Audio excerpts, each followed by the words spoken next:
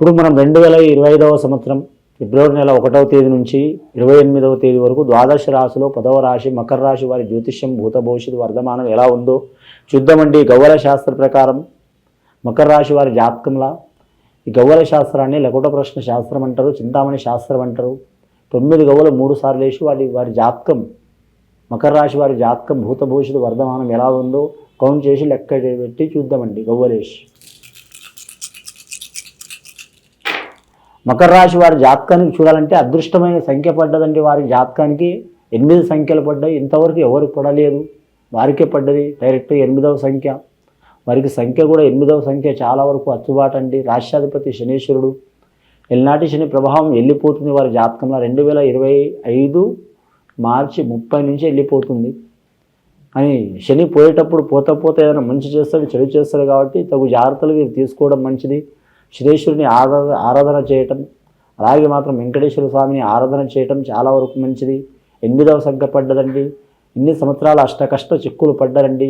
ఈ మకర రాశి వారి జాతకంలో గృహం నిర్మించడం కానీ లేదా ఇల్లు కట్టడం కానీ కొనడం కానీ రాజకీయ రంగంలో నంబర్ 1 స్థానంలో ఉండటం కానీ అని ఈ యుగంలో మాత్రం ఈ 8వ సంఖ్యకి అధిపతి శనేశ్వరుడు నుండి శనికి చాలా వరకు బలం ఉందండి. మనం వాడే అన్ని వస్తువులు ఎక్కువ శాతం మాత్రం శనికి లోహం చాలా ఇష్టం.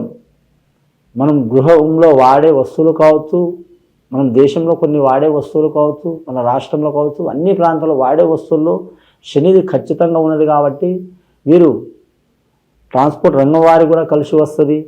అలాగే మాత్రం వాహన రంగం వారికి కలిసి వస్తుంది. అలాగే టీవీ రంగం వారికి, ఎలక్ట్రానిక్ రంగం వారికి, కంప్యూటర్ రంగం వారికి, అలాగే వీరి జాతకానికి కెమెరా రంగం వారికి, అలాగే వీరి జాతకానికి చూడాలంటే రాజకీయ రంగం వారికి ఒకప్పుడు ఉంటే రాజమార్గం ఉండేదండి.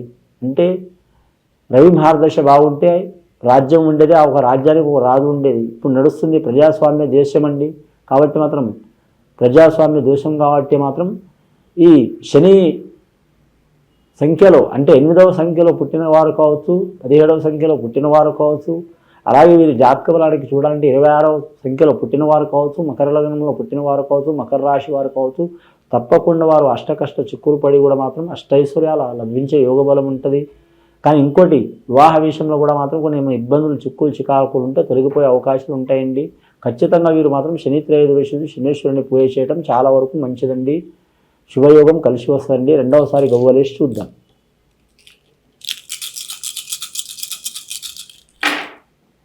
రెండవసారి గవ్వలేస్తే 6 గవ్వలు పడ్డాయండి. శుక్రమహారదశ గవ్వలు పడ్డ వీరి జాతక బలానికి ఉత్తరాషాఢ నక్షత్రం వారికి మాత్రం చాలా వరకు శుభయోగం ఉంటుంది. ధనిష్ఠా నక్షత్రం వారికి కొన్ని ఇబ్బందులు వచ్చే అవకాశాలు ఉన్నాయండి వీరి జాతక బలానికి.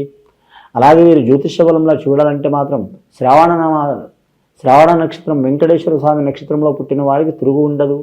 ఆ కరెక్ట్ కలియుగదేవ వెంకటేశ్వర స్వామిని దర్శనం చేయడం చాలా వరకు మంచిదండి. కుటుంబ సభ్యులతో సహా చేయొచ్చు, లేదా వీలైతే భార్యాభర్తలు చేయొచ్చు. శుభయోగం కలిసి వస్తుంది.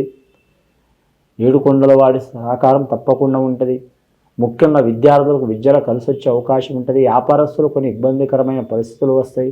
కుటుంబంలో ఒకరి మనసులో ఒకరు ఉండదు, ఎవరి ఆలోచన వారికే ఉంటుంది. ఎంత ధనం వచ్చినా నిలబడదు. చెప్పేటప్పుడు బాగానే ఉంటారు, చేసేటప్పుడు ఎవరికి వారే ఏమైనా తీరే అన్నట్టు ఉంటారు. నమ్మించి మోసం చేసేవారు కూడా ఉంటారు. చాలా జాగ్రత్తగా ఉండాలండి. మీ సహాయం పొందిన వారు మీకు వెన్నుపోటు పొడిచే అవకాశం ఉంటుందండి. స్త్రీలకు పురుషులు కావచ్చు, పురుషులకు స్త్రీలు కావచ్చు, ఎవరైనా ఇబ్బందులు పెట్టే అవకాశం ఉంటుందండి. తగు జాగ్రత్తలు తీసుకోవాలి. గవర్నమెంట్ ఉద్యోగం పొందాలనుకునే వారికి తప్పకుండా మంచి యోగ బలం కలిసి వస్తుంది.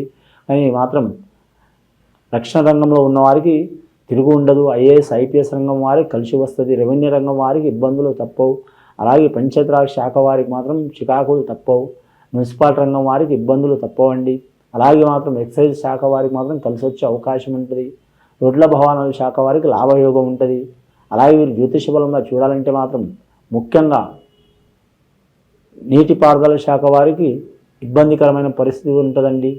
అలాగే వీరు జ్యోతిష బలంలో విద్యుత్ రంగం వారికి కూడా ఇబ్బందికరమైన యోగం ఉంటుందండి. అలాగే వీరు జాతక బలంలో చూడాలంటే రవాణా రంగం వారికి కలిసి వచ్చే అవకాశం ఉంటుందండి. ముఖ్యంగా మాత్రం నిరుద్యోగులు శుభవార్తలు వినే అవకాశం ఉంటుందండి. గృహం కట్టాలనుకున్న, కొనాలనుకున్న, గవర్నమెంట్ నుంచి లోన్ పొందాలనుకునే వరకు తప్పకుండా మంచి ఫలితాలు కలుగుతాయండి. 3వసారి గవ్వలేసి చూద్దామండి మకర రాశి వారి పేరు మీద. 14 గవ్వలు పడ్డాయండి వారి జాతక బలం మీద. 8 గవ్వలు 6 గవ్వలు. 3వసారి గవ్వలేస్తే 5 గవ్వలు పడ్డాయండి వీరి జాతక బలానికి. ముఖ్యంగా వీరి జాతకంలో చూడాలంటే 19 గవ్వలు పడ్డాయండి. శనేశ్వరి తండ్రి సూర్యుడు 19వ సంఖ్య 1+9 చూడాలంటే మాత్రం 10 అవుతుందండి. 0 తీసేయం కానీ 0 పక్కన పెడితే మాత్రం 1 మిగులుతుందండి. ఖచ్చితంగా వీరు మాత్రం ఆరోగ్య సమస్యలు ఉన్నవారు మాత్రం సూర్యుడిని మాత్రం ప్రసన్నం చేసుకోవడం మంచిదండి. ఇక ప్రత్యేకంగా సూర్యుడిని అయితే ప్రసన్నం ఎవరు చేసుకోలేరు కాబట్టి ఉదయం లేవగానే మాత్రం మనం కాలకృత్యాలు తీసుకొని స్నానం చేసి మాత్రం సూర్యుడిని మాత్రం సూర్య నమస్కారాల్లో యోగా పద్ధతులు తెలుసుంటే అలా చేయొచ్చు, లేకుంటే మామూలుగా 2 చేతులతో మాత్రం సూర్య నమస్కారం చేయొచ్చండి. ఉదయం దేవాస్కరం, మధ్యాహ్నం మహేశ్వరం, సాయంత్రం పరబ్రహ్మ స్వరూపం అని నమస్కారం చేయటం చాలా మంచిదండి. ఇలా మంచి ఫలితాలు కలుగుతాయి. దీర్ఘకాలికంగా రోగ బాధలు, చిక్కులు, రుణ బాధలు, చికాకులు, దారిద్ర్య బాధలు ఉన్న వారికి కూడా తొలగిపోయే అవకాశాలు ఉంటాయి. అలాగే రాజయోగంలో ఉన్నవారు కూడా కలిసి వచ్చే అవకాశం ఉంటుంది. కళాకారులకు కూడా కలిసి వచ్చే అవకాశం ఉంటుంది. క్రీడాకారులు కూడా కలిసి వచ్చే అవకాశం ఉంటుంది. అలాగే వ్యవసాయదారులు కూడా కలిసి వచ్చే అవకాశం ఉంటుంది. ముఖ్యంగా వీరికి ఎంత గత కొన్ని సంవత్సరాల నుంచి పడుతున్న ఇబ్బందులు, చిక్కులు, చికాకులు 100కి మాత్రం 70% మాత్రం ఈ సంవత్సరం ఫిబ్రవరి నెలలో తొలగిపోయే అవకాశాలు ఉన్నాయండి. ప్రయత్నం కూడా చేయాలి వీరు. అలాగే మాత్రం ఈ 2025వ సంవత్సరం మకర రాశి వారికి చాలా వరకు అద్భుతమైన యోగ బలం ఉన్నది. కానీ మకర పట్టు చాలా ఉంటుంది. మకర రాశి అంటే ముసలి, మకర పట్టు చాలా ఉంటుంది. కానీ నీటిలో ఉన్నంతసేపు చాలా బలం ఉంటుంది. బయట ఉన్నప్పుడు ఇబ్బంది ఉంటుంది. అప్పుడప్పుడు వీరు ఇబ్బంది పడే అవకాశం ఉంటుందండి. ఇతరుల విషయంలో అయితే వీరు తీసుకునే నిర్ణయం 100కి 100% కలిసి వచ్చే అవకాశం ఉంటుంది. కానీ వారి గురించి, వారి కుటుంబ సభ్యుల గురించి తీసుకునే నిర్ణయం ఒక్కోసారి చాలా ఇబ్బంది పడే అవకాశం ఉంటుంది. ఆ ముందు జాగ్రత్త కూడా తీసుకోవడం చాలా వరకు మంచిదండి. రాశివారు అంశబలం మంచిగా ఉంటుంది. విద్యార్థులకు మాత్రం విద్య విషయంలో కలిసి వస్తుంది. పెద్దల పేరు నిలబెట్టే అవకాశం ఉంటుంది. ముఖ్యంగా మాత్రం శనీశ్వరుని ప్రసన్నం చేసుకోవడం మంచిది. అలాగే సూర్యమహాదేవుడికి పూజ చేయడం మంచిదండి. శనీశ్వరునికి శని త్రయోదశులు తైలాభిషేకం చేయటం, లేదా నవగ్రహాలతో పాటు పూజ చేయటం, లేదా ఆంజనేయ స్వామిని పూజ చేయటం, లేదా కాలభైరవుడిని పూజ చేయటం. కాలభైరవుడు మన శనీశ్వరుడు సన్నిహితులు లెక్కని. అలాగే మాత్రం ఆంజనేయ స్వామి ప్రతి దేవతల్ని శనీశ్వరుడు పరీక్ష పెట్టిండు కానీ మాత్రం ఆంజనేయ స్వామి దగ్గర రాలేదండి. వరపుత్రుడు కాబట్టి ఆంజనేయ స్వామిని పూజ చేయటం. శనిగ్రహం చెడు అనుకుంటుంటే చాలామంది, కానీ శనిగ్రహం ధర్మబద్ధంగా నడిచే గ్రహం అండి. ఆ గ్రహాన్ని వీరు ప్రసన్నం చేసుకుంటే మాత్రం చాలా వరకు మంచి ఫలితాలు కలిసి వచ్చే అవకాశాలు ఉంటాయండి. అలాగే శుభకార్యాలు మాత్రం వాయిదా వేయొద్దు. అలాగని హడావుడి చేయొద్దు. హడావుడి చేసిన ఇబ్బంది పడే అవకాశం ఉంటుంది. ముఖ్యంగా వీరు జాతక బలానికి చూడాలంటే మాత్రం డార్క్ వస్త్రం కలిసి వచ్చే అవకాశం ఉంటుందండి. వీరికి లైట్ వస్త్రం కలిసి రాదండి. ముఖ్యంగా వీరు జాతక బలానికి చూడాలంటే మాత్రం కానీ వ్యాపారస్తుల్లో మాత్రం కలిసి వచ్చే అవకాశం ఉంటుంది. లక్ష్మీప్రద యోగం ఉంటుంది.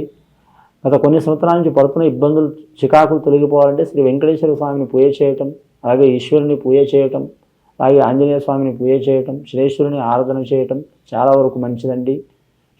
ఇది విని చూసి ఆచరించే వారికి చాలా వరకు శుభయోగాలు కలుగుతాయండి. శుభం భూయత్.